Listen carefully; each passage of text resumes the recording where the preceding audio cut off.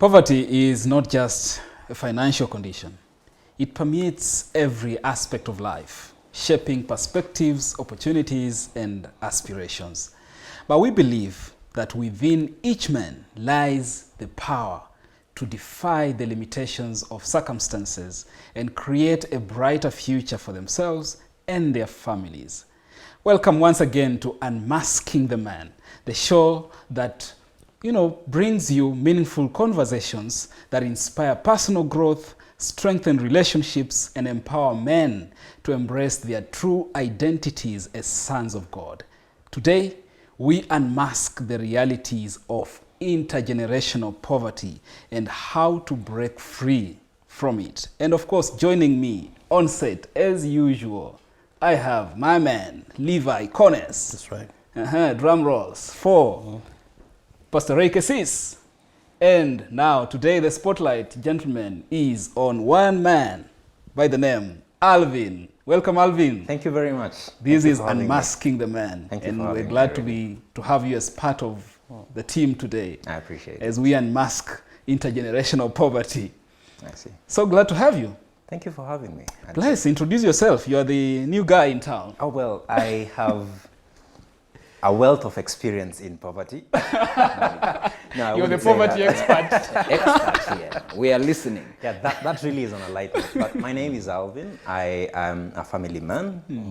I'm married to one beautiful wife. And we are blessed with one beautiful young daughter.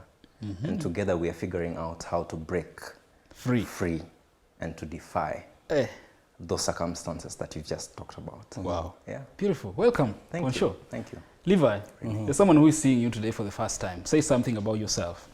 Yeah, which camera? This one. That one. Yes. Levi Cones or Levi Cones, depending on where you went to school. Family man, journalist, an author, and a man who is an extrovert. I'm a lover of life. Extrovert? Extrovert. All right. Yes. Are you? Yes, I am. Yeah, sometimes. Hence why I'm here. You see, No evidence. this already is, we have said a lot of things on TV we should not be saying. Okay. Over all this. Thank you so much, Levi. Yeah. And you're welcome. All right, Pastor. Yeah, he calls me pastor, so that's one of the things about me. I do pastoral work every day. All the places I go, I preach, I teach. I look for sinners. I even write books for sinners, nuggets to live by, building blocks for life, all available. Many other books online. And I have a wife and children. And I'm grateful to be alive. And I just love the show. I hope men are enjoying. We enjoy the comments too. Yes. As they write, as we read. Yes. I mean, it's good. Beautiful. Let's get into poverty now that we have. Now that we have. Now we have that a guest. To speak about that. Yeah. But before we loop in Alvin to share his own personal journey and experiences, perhaps I believe all of us at one point of our lives have, had a first-hand experience of what it means to, detach from what appears to be some aspect of poverty that has been passed down to us from generations, if I'm not wrong. Has that been your experience at any point? Let me start with Pastor Kesis. Yeah. My grandfather, my paternal grandfather, was a rich man around Chepkube in Cheptais. Old, big chunk of land with coffee and what have you. But because of alcohol and multiple marriages, all that wealth vanished. So my father had nothing to inherit. And so you can see where we began. We didn't begin where everyone was beginning. We began very far because of that. And so we went through life, and my parents have worked very hard to make sure that they provide for us. But you could feel the lack of this and that, because not everything would always be provided. And you see, poverty has many definitions, which probably at some point we'll talk about. Yeah. Poverty is lack of what you need to survive. You lack or you can't access for one reason or another. And so when you grow up and you must guard your pencil so hard, guard that pencil, because if there is no pencil, you are just in a crisis. You'll have somebody writes, you borrow, you write, in class you have to share. Then indeed you are facing some degree of poverty. Now I know the United Nations have defined poverty, people who live below $1 a day and what have you, but there are many definitions of poverty. So I will say that we have also grown up knowing there are things, clothes I wished to wear, but it was now a luxury beyond what parents could afford. Yeah, I know I grew up with a dream of owning a BMX bicycle. There was a time when BMX bicycles for kids, I don't see them so much around. I see other, but there was a time when BMX bicycle. And eventually I grew up without owning one. Maybe I should buy one just to satisfy a previous need. And that indeed is a degree of poverty. When you can't access what you want, you must contend with what is available. And so I also grew up hearing the song of Hakuna Pesa. That's Swahili for there is no money. There's no money. So that anytime... It's a natural response to every request. It's an automatic response, you say, I need this, Hakuna Pesa. Or maybe you keep getting reminded when you destroy something, or do you think money grows on trees? And sometimes it's accidental. You are sure you are walking in the mud, the sole comes off. So you are careless. You think money grows on trees, and actually it's a situation of luck. That informs that kind of That informs that kind of, because the person telling you really, really has no way to get another shoe. And even when you ask for money to repair the shoe, it's not easily accessible. So you have to balance between, are you eating or repairing shoes? What was your experience, Levi? I think I would say that my mindset has changed over the years. When I was younger, of course, I felt like we owned the world, basically. Because I went to the schools that I wanted to go to. I think we had most meals in my home. We did not lack. I had shoes, those kind of things. And my parents really had done their best, because they had come to the city. They were working and they were doing their very best to give us a comfortable life.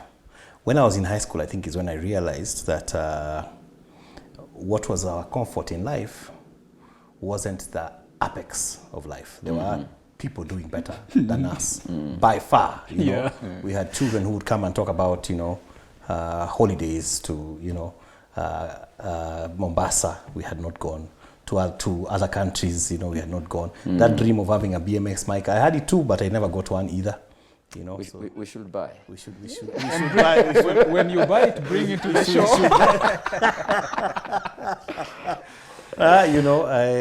And so it hit me that we were not where I thought we were, and some people were much, much, much, much farther. Even though, in our own way, we were better than a lot of people. But what I can say in terms of the generation thing that I noted in my home was the loss of property. What happened for us is, when my father went into politics much later in life, it cost us a lot as a family. The political sphere of the African setting is you put in all your resources and, you hope that people will, and, he did it not once, not twice, not thrice, 4 times. And the 4th time was especially bad, because it went with the house he was supposed to have been living in his retirement, went with, properties that he had, in a few places.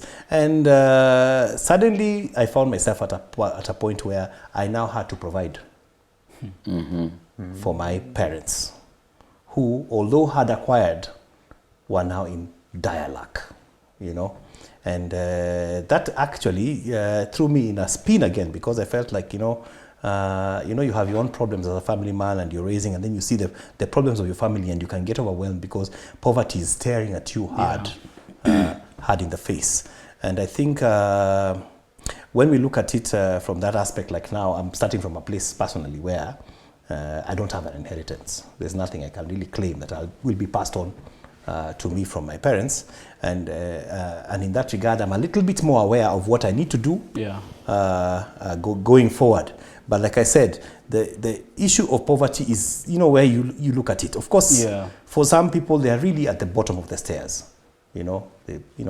They have grown up in complete lack and squalor. If you go to certain counties in our country, they can't even begin to talk about anything other than basic needs: food, shelter, water.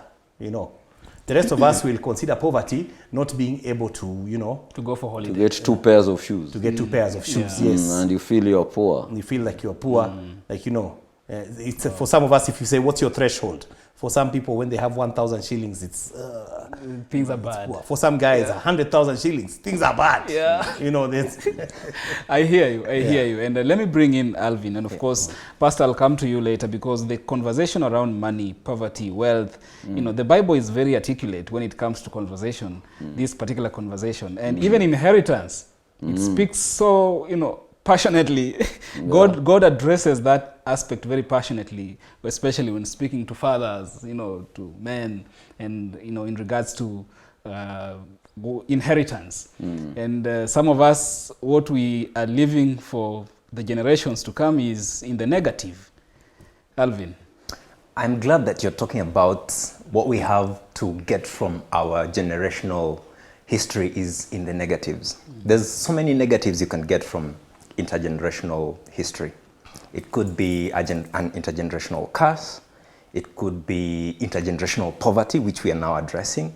It could be intergenerational diseases, right? I know there's an episode here that talks about men, the man and diseases, right? And when you consider that wholesomely, you kind of get to a point where you appreciate what your forefathers did to be where you are now. Personally, my paternal grandfather was a night guard, right? And he had a huge family, a family of 12 kids. And for the 12 kids, including my father, to go to school was a struggle, because his preference was that they would rather tend to animals as opposed to going to school. So my father, out of all those odds, had to struggle to go to school, to take himself to school. And after that, he had done that and broken through that barrier. Now there's us, a second generation from my grandfather, who are looking at how better ways, like Kone said, right? There's levels to it. How do we bring that level to a higher up where anyone else who's coming up after us will find better standards or improved, provisions, or they have something to take away from their forefathers, So like I've had it being said around, you could either have had providence in the back, way back, and now things happened and now you do not have, or you could have had it and then you are the one to break through, or it's possible that you are even, trying to find a solution to what situation you find your family in from your intergenerational history. Right. Yeah. Beautiful. Yeah. Wow.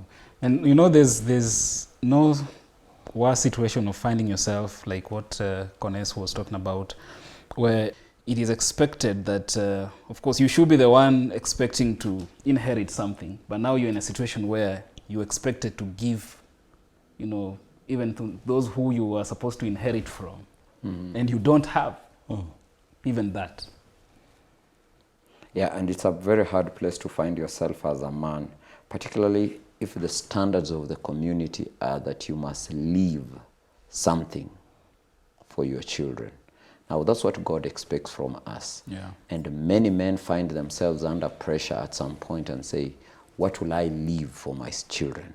So some end up stealing, others, end up engaging in other criminal activities, trying to get something, or others even abandon the family so that at least there's no one to leave anything to, so that I'm not there. So it is a very sensitive place, because you don't want people to find themselves in poverty. But strangely, those who sometimes are in situations that are potentially poverty also aggravate the situation, one, by having so many children. Let me say it properly. It doesn't make things better. Then those who are able to manage their resources very well have very few children. And so I think we need to understand also, apart from defining poverty, is what is the root of poverty. So there is also a statement by Jesus that is of concern to us when Jesus said, the poor will always be with you.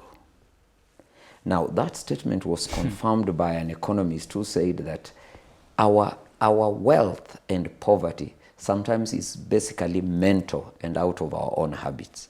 So that if we shared money in the whole world equally and everyone was given the same amount, it has been rightly said that by next month, same time, the poor will be poor and the rich will be rich. Even after sharing equally. Even if we share the money equally, all of us are given the same amount.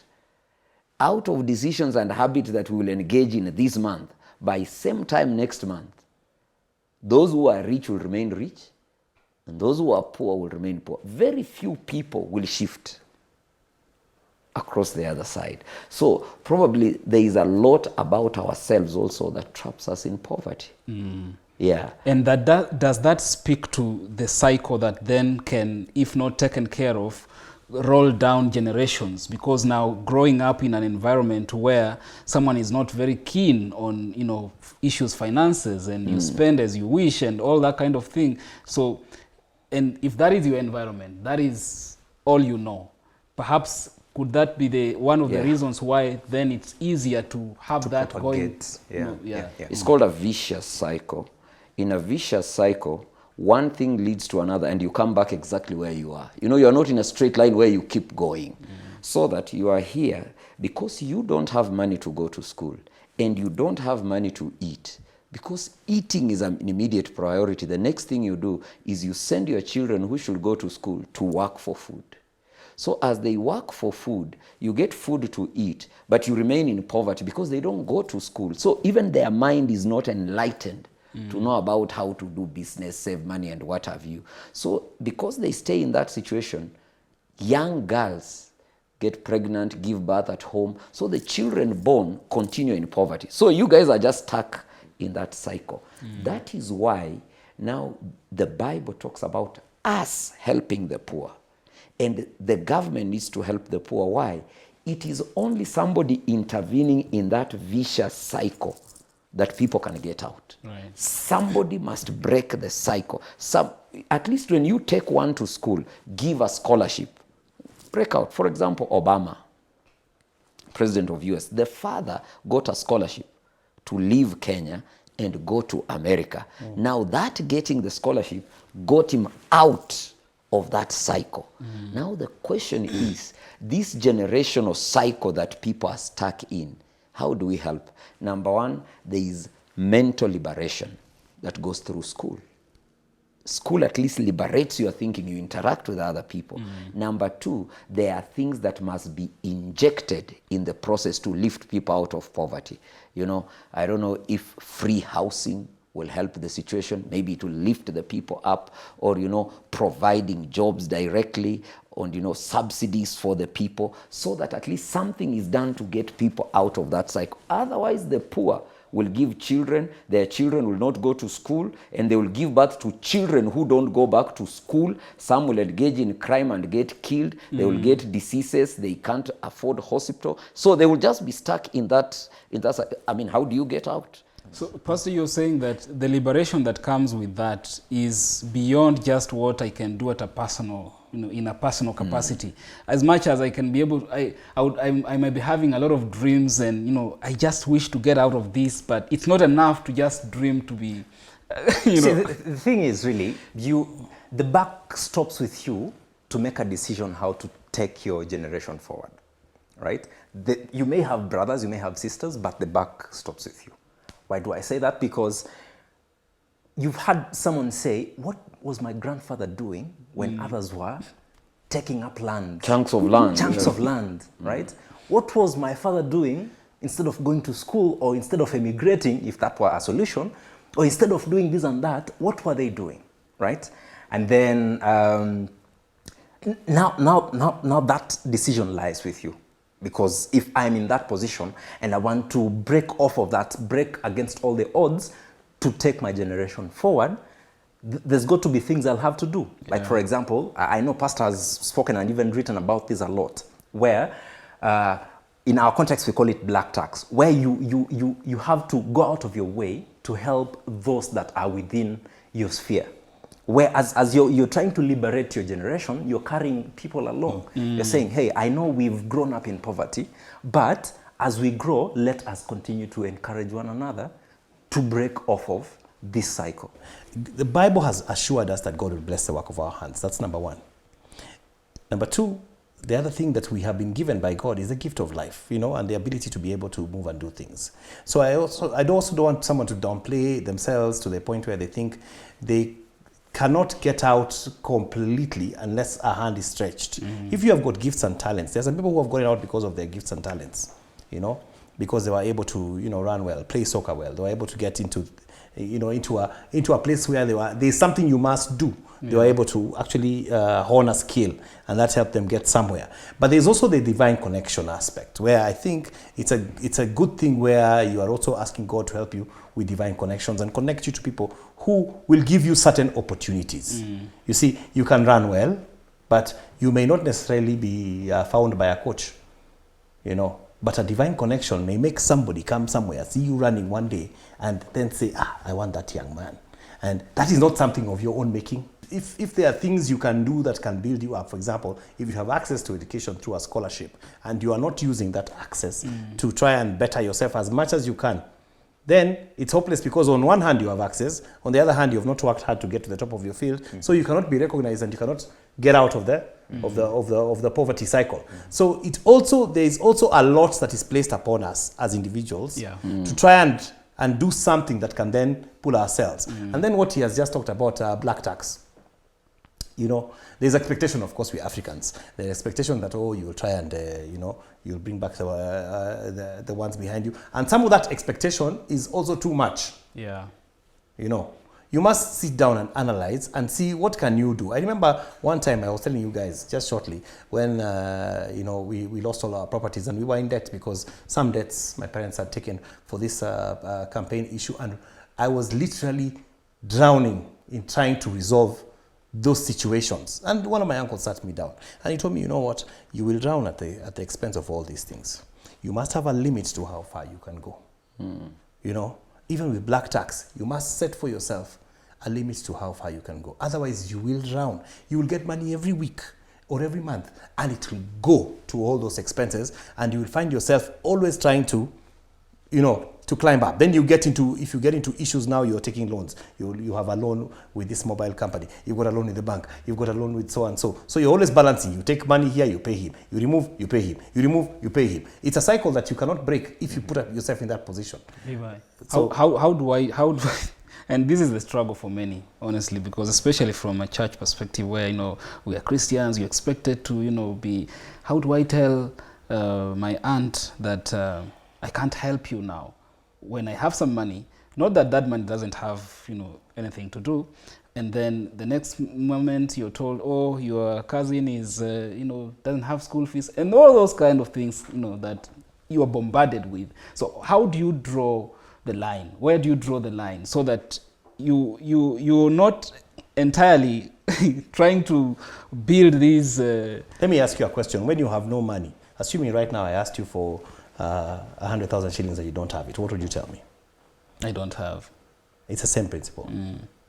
Now in scripture, especially like in 2 Samuel, we see a family that is cast intergenerationally, where the curse goes in, if I paraphrase it, it says that in this family there shall be at least one, a leper, one, someone who is in need, one, someone who has discharged, or someone who is sick. At any given time. It's a curse that was given, I think, by David in 2 Samuel. Now, if you look and consider anyone else born in that line, and they do not have, they're poor, and they're thinking, perhaps, what have I not done? What did my parents not do? But if you look at it spiritually, it's a curse that has lived its age over time. Yeah? And that's why Daniel gives a solution and says in chapter 9, when he prays, he says, my fathers have sinned. Please have mercy on us and remove this curse from us. Sometimes it could be as the odd-defying step that I need to take to break off of intergenerational poverty would be to just pray and ask God for deliverance. There's a lot to do. The issue of curses, two ways. Yeah. Number one, there is a curse in the sense that you are in circumstances that have locked you, what we call a vicious circle. So it's a curse in quotes. But there is a concept of a curse where a spell has been cast on you, so that even if you did your best, you are trapped. It is good to know from the Christian point of view that a curse can be stopped. True. If indeed there is a curse, maybe your grandfather killed people to make money. And a curse was cast on the family. That curse can come to an end because there is a forgiving God and there is power of God. But now there is the other curse where you are just born in poverty. You found yourself born in the poorest country in the world. So you are just in circumstances you can't help. That way, somebody must either help you or one of you must sacrifice everything to get out. And people have gotten out. True. Like I told you, my father was born in a family where the father was totally wasted, inebriated. But what did he do? He went to school, worked hard, got a job, bought the land that he now lives in. He got himself out, but there was support. Allow me to say that there are communities also of poverty. Communities of poverty. Particularly communities where there is belief in witchcraft. That is a curse in that community. Where anyone goes to school, you are bewitched, you die. Anyone builds an iron sheet roof while everyone has grass thatched, you die. The solution to such things, my brother Justus, is relocate. Leave them in their village of witchcraft and poverty. Relocate somewhere else and live your life. Wow. Gentlemen, we are coming to an end. Do you want part 2? Yeah, I think this is a very poignant topic because it has so many tentacles, and you know, there is what he's talking about. You know, the you know, that generational curse, or the curse that has been put a hold, a spell that you cannot get along. There is what is the poverty mindset of self, where nobody in your family has ever succeeded, and so it has been passed down in generations that, you know, as we only reach Form 4, so you pass it to your son, he passes this to his son, and when you get to Form 2 and physics is difficult, you drop out, and so you feed into that, into the narrative that you only reach, you know.